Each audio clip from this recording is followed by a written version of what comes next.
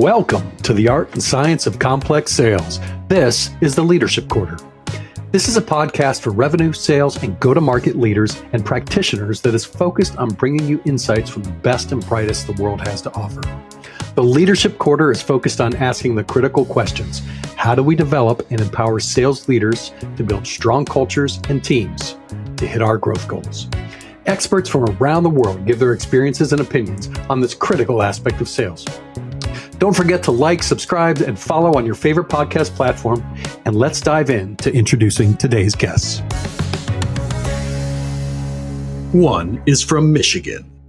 One is from Ohio.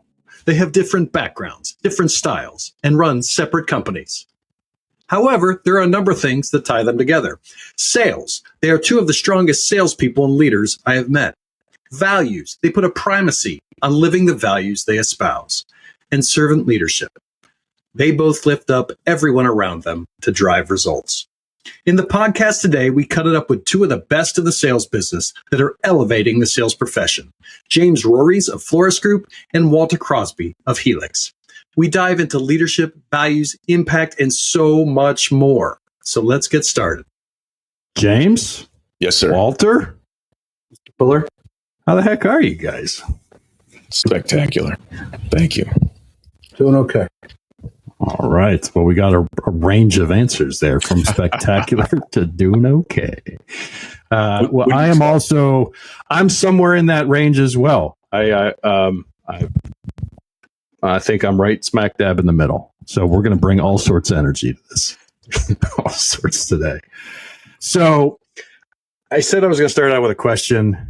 Walter reminded me that prior to this, he reminded me that there was a supposition to this question. So I need to start off with a very brief thing. These guys, Walter and James, are two of the best sales leaders I've ever met. And I truly appreciate how they go about it and how they challenge me, how they challenge my team, how they challenge the people in the market.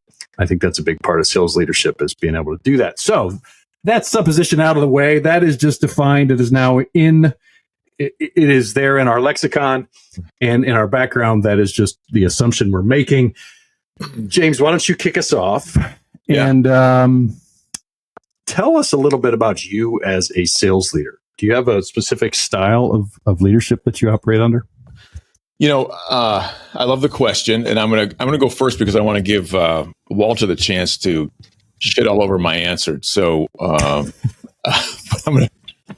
gonna give it to you. This has been going for like 45 seconds, and I've got 3 insults, not including the 5 minutes before. I did not insult. There was no insult. Maybe a little. This will be good. No, maybe Walter. Maybe you'll like the answer. Let's see. So we'll see.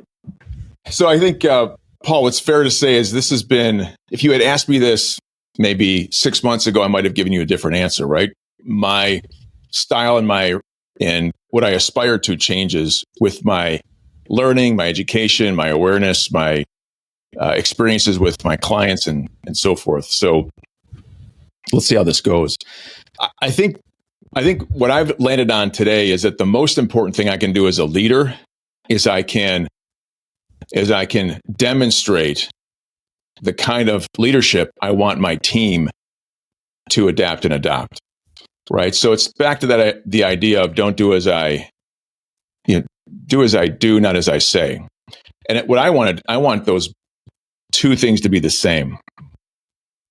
So because that's actually how people behave, right? Mm-hmm. They're going to behave and treat people the way they're treated. So what I'm trying to do as a sales leader is I'm trying to build a team of high performers. What else am I hired to do, right? As a leader, I'm trying to build that team of high performers. And so I want to demonstrate a leadership capability or style or approach that they can then use as they go out into the world and lead their buyers to change, right? So I'm leading my team. Each of my team members will be leading the buying centers that they form when they go out into the world. So I think of leadership as my primary job is to build that team. And I want every member of my sales team, right, to champion me and champion the goal that I have set for the organization and for themselves. So in order to earn that championship from them, I'm going to champion them, what they want, their desires, what they seek to get out of their involvement with the team. And by doing so, I can model for them how I want them to go out into the world. I want them to enter the business that they have targeted to sell to. And I want them to engage the members of the buying center as a leader. I think one of the worst things we can do is train salespeople to sell without also training them to lead. What do I mean? When that salesperson goes out to engage a buying center, I want them not just to talk about what the organization seeks and how do we move toward through a sales process to a buying decision. I want that salesperson as a leader to also champion every individual member of that team. And by doing so, earn the right to call each member of that buying center their champion. Right? And if I can help them think about leading every individual to change, then and earning that right to carry that mantle of leadership for that sales organization or for that buying center, then there's no reason why they shouldn't win that deal. Mm-hmm. So it's a higher level of thinking because most sales folks are simply taught to sell.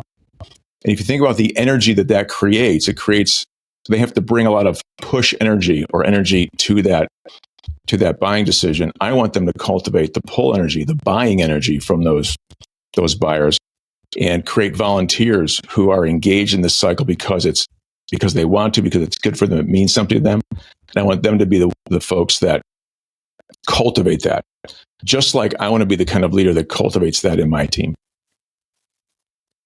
So how do you, Walter, can you dive in a little bit? Number one, if you have any thoughts on what James just said, and number two, compare and contrast your style to James's.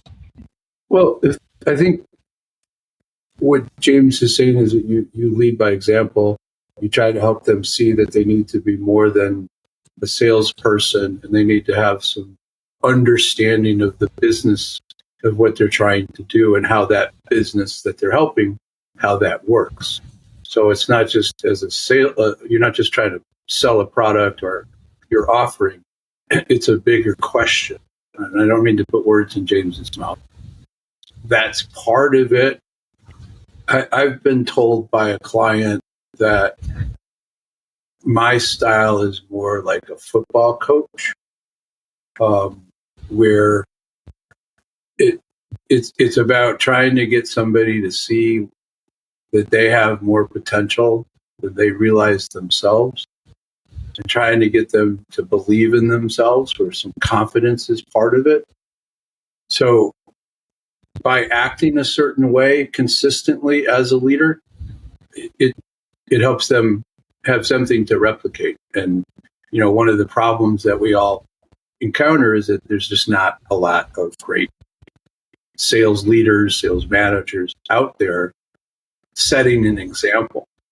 I was asked the other day, can you identify a sales manager that you've had in your past that inspired you, that you try to emulate? And I thought about it. I went through the 30 plus years, and the answer was no.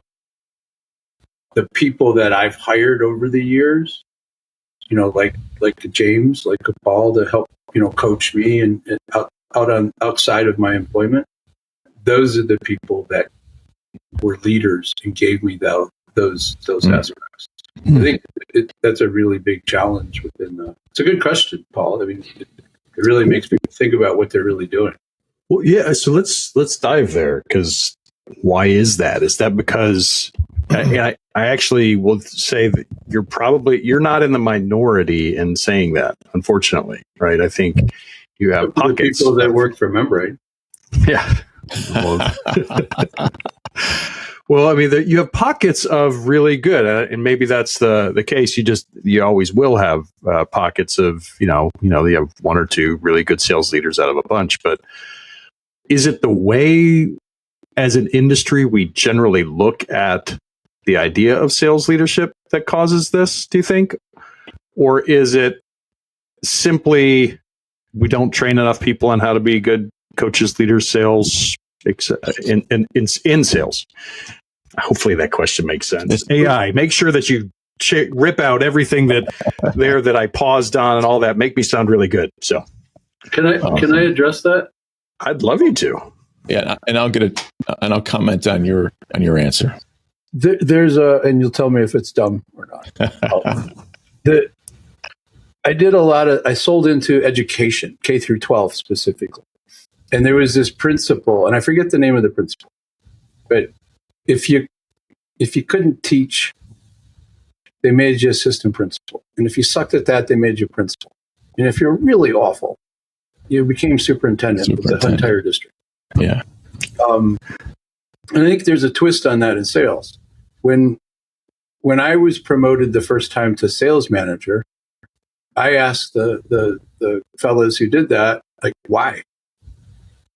Like, why are you offering this to me? Because I'm always curious. And they said, well, you're, top sales guy.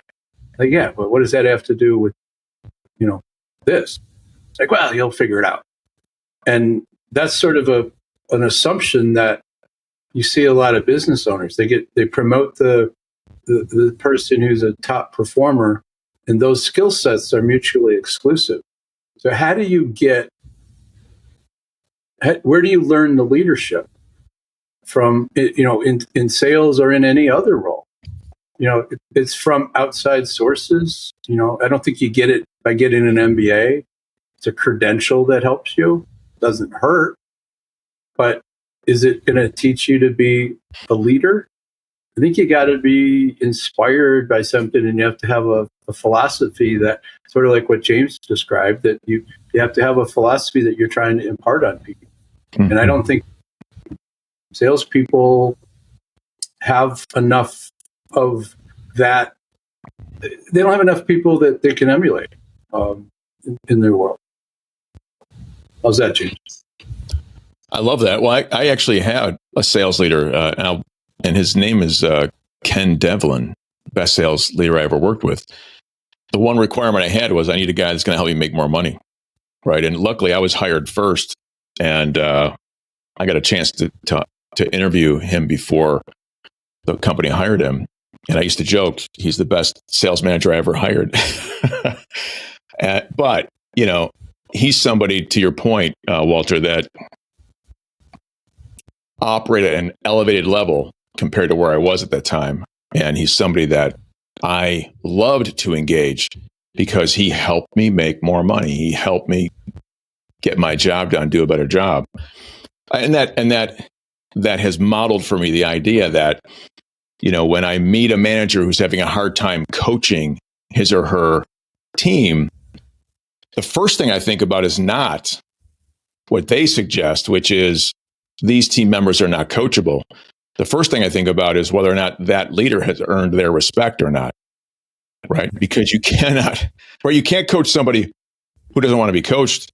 But think about it. Why don't they want to be coached by you? Lack of trust, lack of respect, right? So you have to go back to this idea. You have to earn that mantle of leadership. You have to earn the right to position yourself as that coach. But we all three know that there's plenty of data through OMG that some people just aren't coachable. And your point is valid, right? If you don't build trust and establish that connection with the salesperson, you have no shot at coaching, and you have no shot at being able to lead. But if you do all of that and they still I'm going to do things the way I've always done them because I've always right.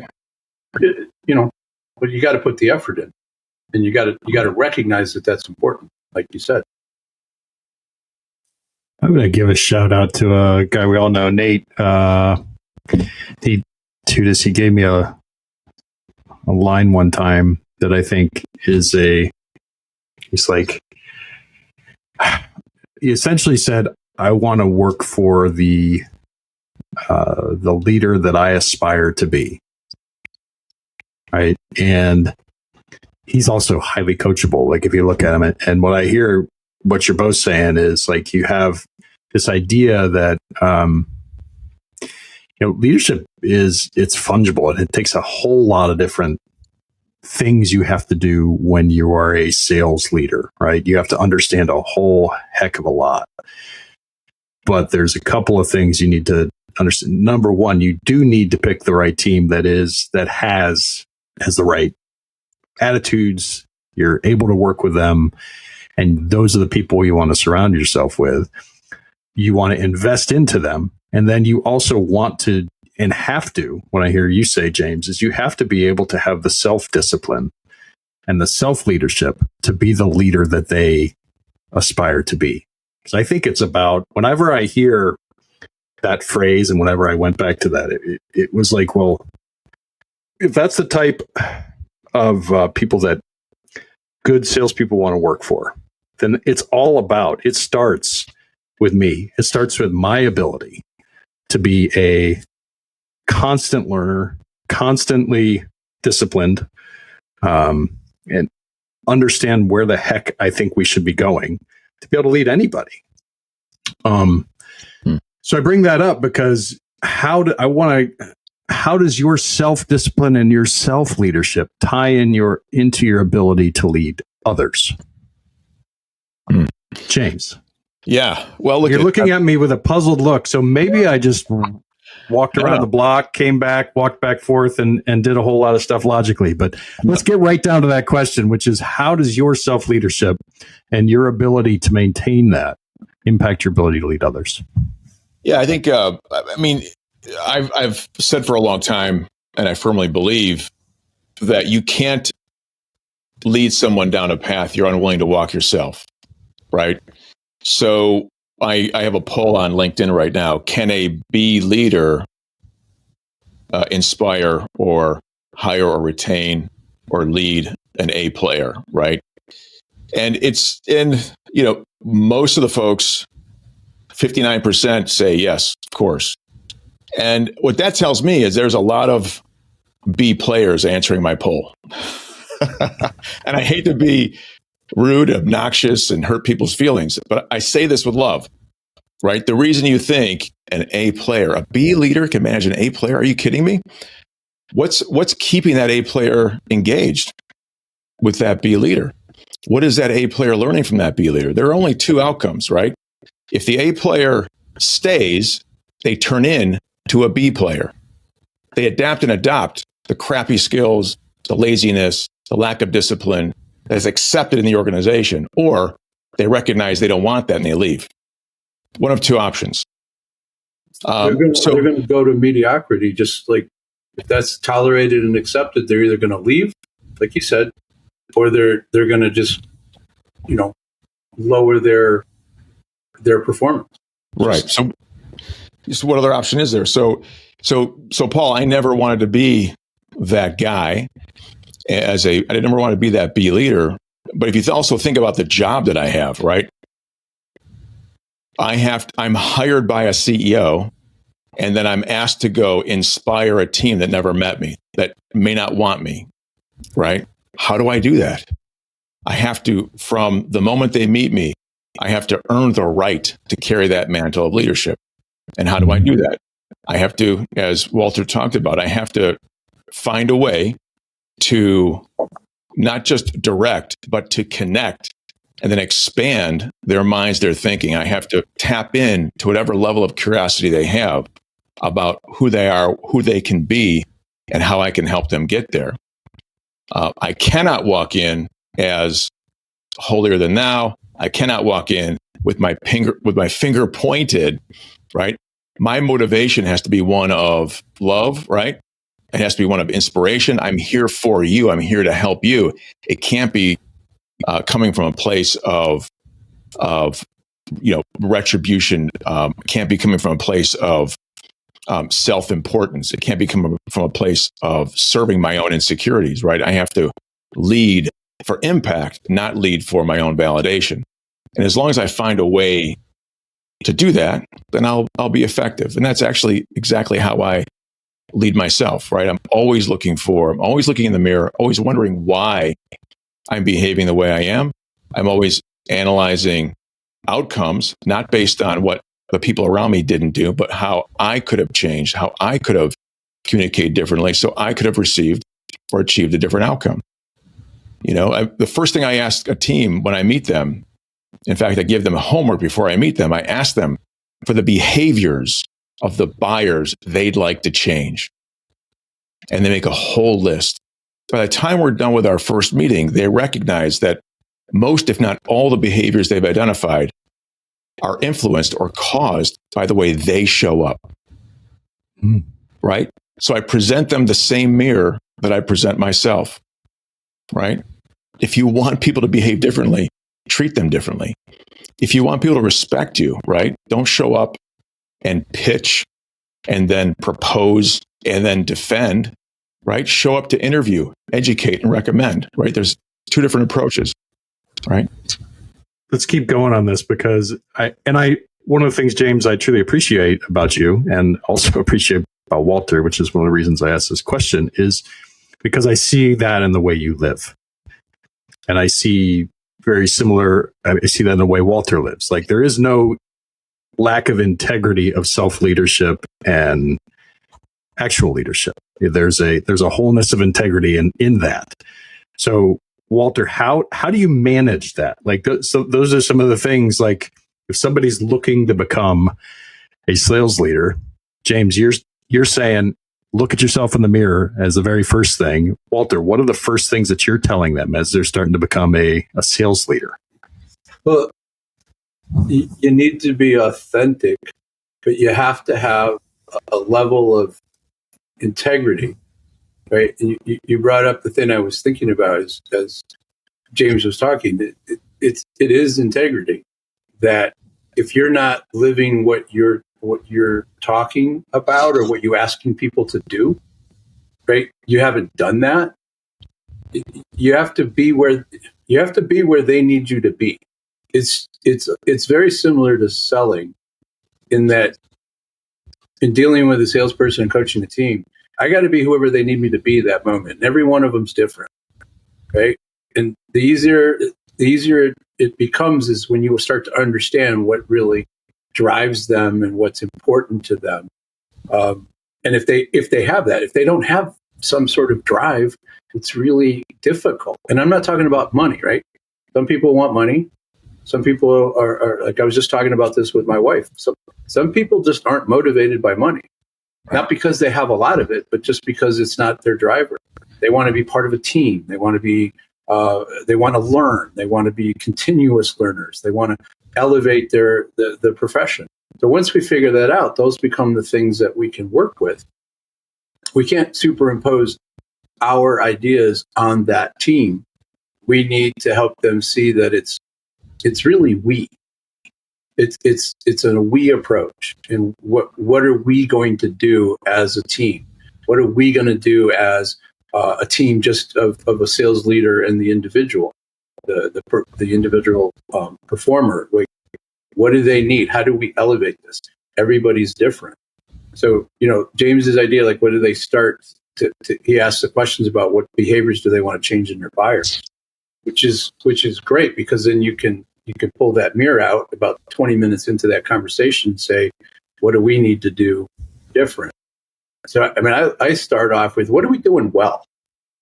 Because we're here, we're doing stuff, the company's moving. Like, what are we doing really well? Great. And let's spend some time talking about that. And what in those things could we maybe do a little bit better? And I'm not talking about throwing the apple cart over. I'm talking about, like, what could we do a little bit better? And then that leads to a conversation later about what do we need to try to do that's a little bit different? How do we think about it? And that's sort of the approach, is that mindset. For me, it's like, how do we maybe we need to think a little different about understanding our buyer. Maybe we need to understand really what their pain points are. They're not what we think they are.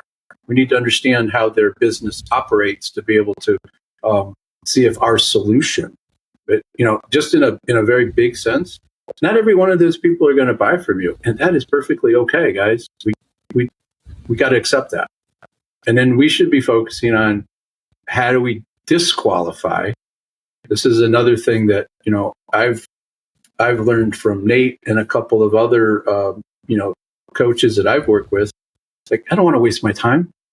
That's my motivation. I never say it out loud, although I just did. Like, I don't want to waste my time with somebody that's never going to buy from me. Right. So as I'm having conversations with people, how in sales, how am I going to, how is this guy going to say no? How is this gal going to Right. say this isn't going to work for me? I'm looking for those reasons so that I don't waste time. And that's my focus. But some salespeople, you have a different way of looking at that. And I really want to help this person. If I can't help them, then I need to be able to figure that out quickly. It's just a subtle little language. So I'm going to pull out a theme from what both of you said, and hopefully I hit the theme, but you both said it in a different way. And it's about this idea of change, right? And it's about this idea to help people change their own behaviors as well as inspire change in others. Right. Right. And so what I've seen, and I mean, I've never made this mistake, but that's a self-depreciating joke. What I've seen in a lot of sales managers, and I have made this mistake, is come in and try and, especially when it's a new gig or a new engagement, where it's come in and present yourself as an authority on change instead of coming in to inspire, connect, trust, and then drive change. And I think there's two different things there. Like the one is very forceful, where it's like, okay, hey, this is what we're going to do. I know exactly what's happening. Boom, boom, boom, boom, boom. We're going to change this. Great. And the other is, hey, team, let's, what you both are talking about is let's pull out the areas we actually need to change and incrementally make them. Like, what do you see as helpful? And I guess I'll get to the question is, what is the most helpful thing for you as a sales leader to help drive change in your team? Like and true behavior change, because it's not just about showing them numbers. It's not just about showing them. It's, I don't know. We got to truly help change and shape behavior if we're going to lead people to growth. But why do people change their behaviors? There's only two reasons. They want to get something, they want to go towards something, or they want to move away from something. Maybe it's fear. Maybe it's they want that piece of happiness that they don't have. Not always money. So if we don't understand what's going on in that individual's head, we don't understand what they're looking for, then we can't align the change that probably needs to happen. There probably does need to be some change that's done. But if we don't understand what's important to them, how do we help them move towards the change? Because that's what's got to happen. We got to walk next to them. We got to point stuff out. We got to help them see it, help them uncover it for themselves. That's why it's a lot like sales. Like, if I say it, it's a sales guy saying it. But if they say it, maybe that's a good idea, Mr. Prospect. Paul, it's a great question. There's lots of ways to answer that. I tell a story about how when I left, like 10 years into my sales career, I moved to Boston. Maybe 6 years into my sales career, I moved to Boston, and I had already achieved a couple exits, companies that I co-founded, and it had a nice run. But I went to Boston right from Buffalo, and I was in the midst of, this was 97, 98, I was in the midst of the internet bubble. And I was in an organization, I was employee 151, and it was we had maybe 20 countries represented by the employee base. It was incredibly diverse, a real cosmopolitan environment, and a lot of smart people. And it was a great experience. And I was reporting directly to one of the three founders, and I asked him, how do you qualify a customer? And at that point, his only answer back to me was any organization that's going through change. Now, of course, he meant organizations in our ICP who are going through change, which were big organizations. But I never forgot that, and it led me to the belief that growth is the mastery of change. And when I think about that, I think about who I want my customers to be. I want them to be folks that are thinking about growth and searching for that mastery. the mastery that I can bring to the table as a leader, right? So if you think about that from a sales paradigm, think about that from a leadership paradigm. If you're trying to do the same thing or have the same effect on your team, you've got to be all in agreement as an organization, right? What is the change that we're focused on? What is the change that's important to us? And what's the path that we're going to walk toward that change? So when you think about, I've talked about this, Paul, servant leadership, right? I define that as serving that shared goal for growth and leading the buyer along that shared path to change, or leading that team member along that shared path to change. The idea is that we're in it together, right? It's a shared goal. We're walking a shared path. And it's really the only way to create that bond, the bond of that teamwork and the bond of that shared focus and objective and everything else. And it applies to whether you're talking about a military exercise where you have to take that hill. Everyone is agreed as to what the shared goal is, and everyone's walking that shared path to change, right? In a sales organization, that goal can be created by the leader who says, look, here's our new goal. Here's our new quota. I have no idea how we're going to get there, but we're going to get there. Let's figure it out, right? That's a more directive type of approach. Or it could be the sales leader who's facing a team who's now trying to figure out how do they find the motivation to hit that higher quota. I think he's going to... I got a question. Yep. A leader is supposed to lead, listen, get everybody's input, but ultimately they need to make a decision. And that might be one person, it might be 5 people. But once the decision, because there's always a leader in business, once that person makes the decision that we're going that direction and everybody's been heard, everybody's got to get on board with that. And that's where it gets tricky, especially with salespeople. We're going to become a $15 million company and we're only at 10. We're going to do it in 2 years. And that's our goal. And this is and that gets handed down sometimes. So that sales leader is put in a spot where they have to sell that idea and lead the team. But sometimes it's not just a collective sing kumbaya and everybody's on board. If you're part of that organization, you gotta jump on board and or jump off, right? That's an option if it crosses a line. But I think in the sales department, everybody's got to be heard and feel like their voice was listened to. But you either get on board or you don't. Train's leaving the station. It's going to be a fun ride. Great view. There's a bar car on the train. Let's go do this. Right. Inspiration is got to be part of it too.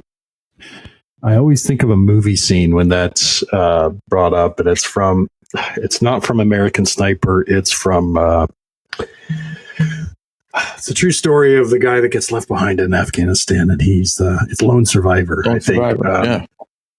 And they're up on a mountaintop, and they're having this discussion relative to how they should, essentially the team needs to behave. They just got discovered by I think it was an Afghan or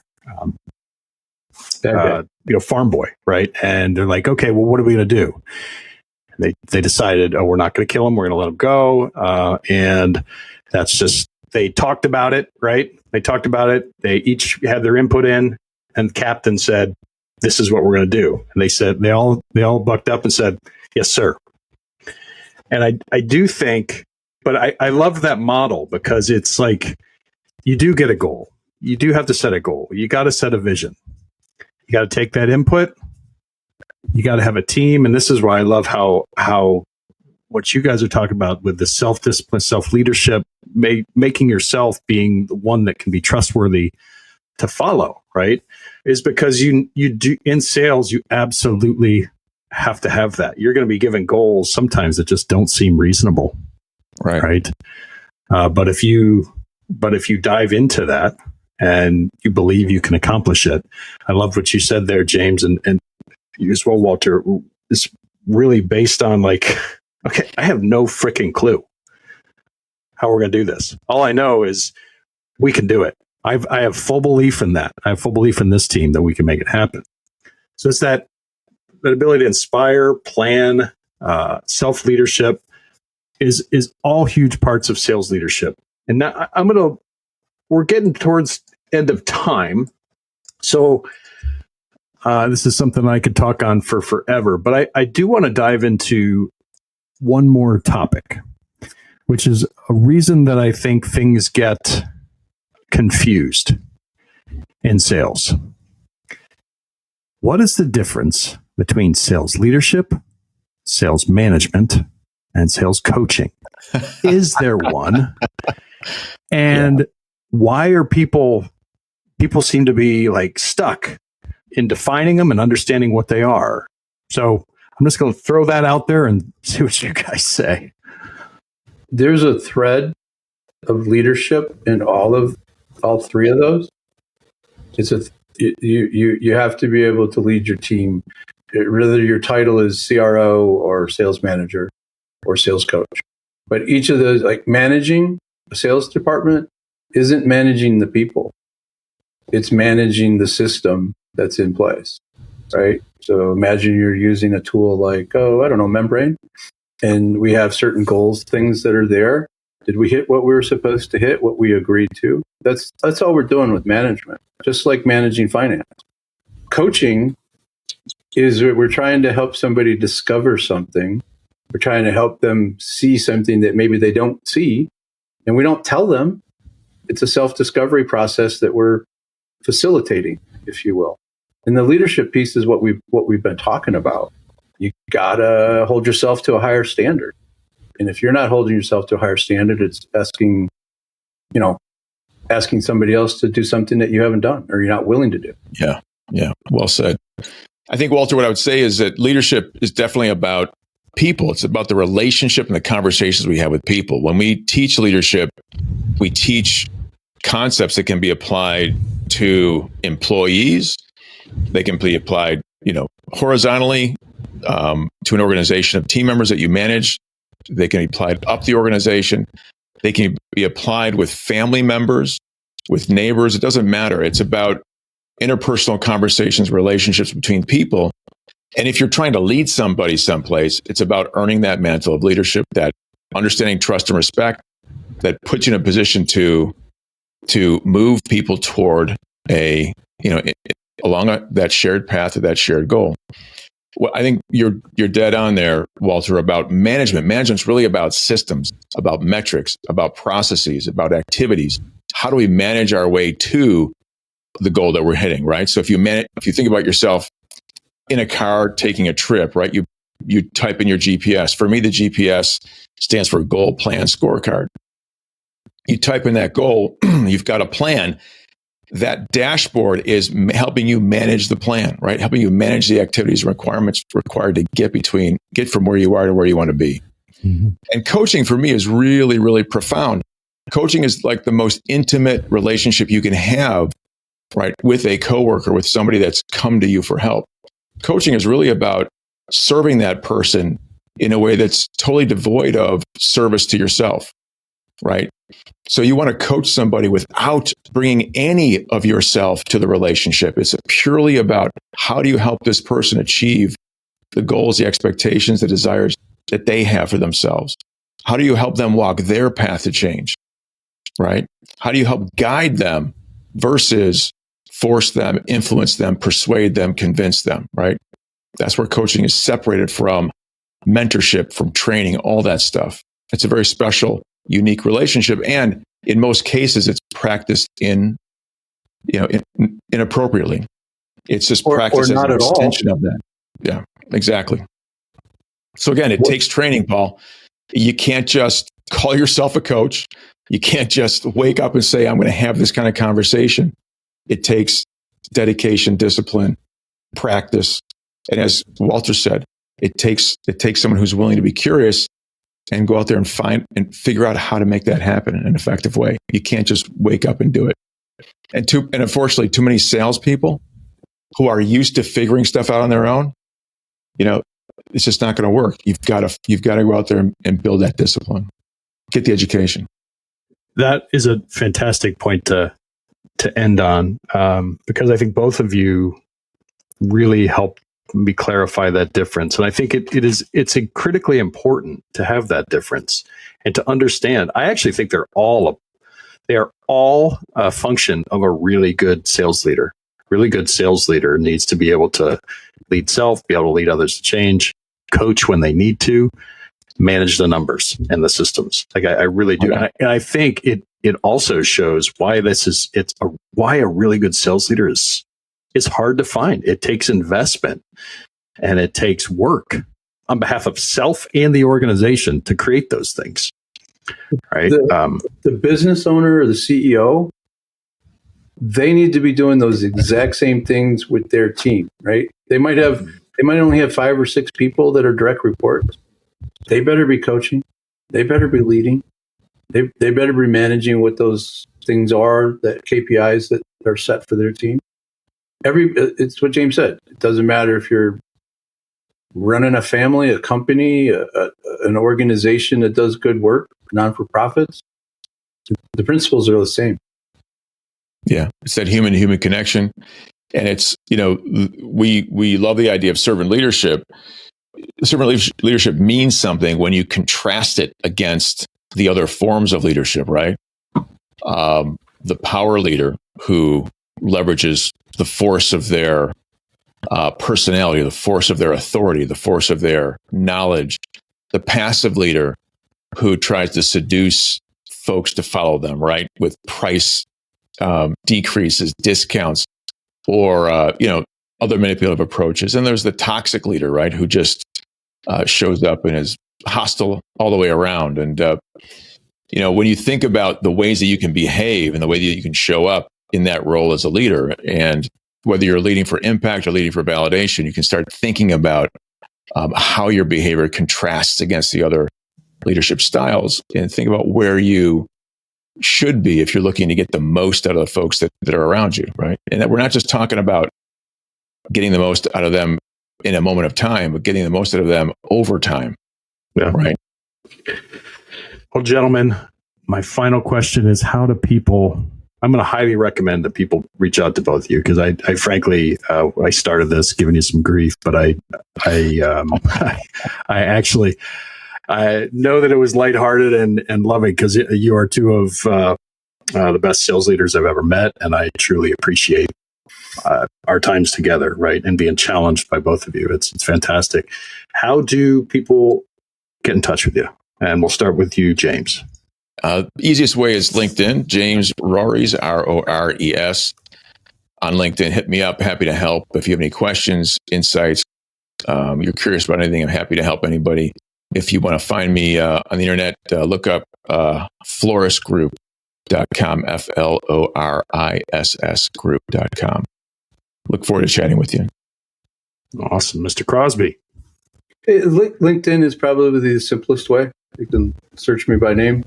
I'm on there on a regular basis. It's the easiest place to engage. If they want to understand how I think, they can go pick up a copy of Scale Your Sales. That helps. It really helps people understand me. I had a compliment the other day where a colleague read it, and he's like, I could hear your voice when I was reading this. I'm like, well, that's kind of scary, but that's because they were listening on Audible. That's a compliment. That's not fair. on Audible, but I guess it does help people understand, whether I'm a fit, because I'm not a fit for everybody. So love it.